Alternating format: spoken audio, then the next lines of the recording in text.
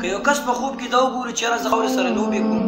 یا ترې مجسمې جوړوم او یا چې کوم دی کیدي چې لوبې چې کوم دی هغه ورسره کوي وغیره نور د دې تعبیر څه کیدی شي زما محترمو علامه ابن سیرین رحمه الله چې مستقل کتاب دی تعبیر رؤیا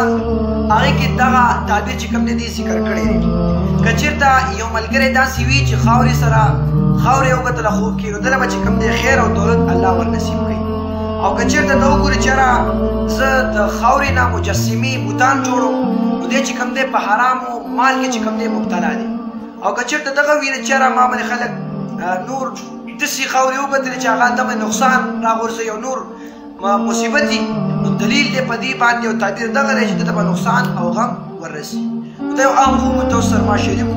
امید لرم چې دا خپله مورې ملګرو سره مې شریک کوي بیا هم کله چا څه قسم مسلې وي نو تپوس کولی شئ او دا بیان سره مخکې شیر کړئ چې چېرته مو اوسئ خوشحاله آباد اوسئ السلام علیکم ورحمة الله وبرکاته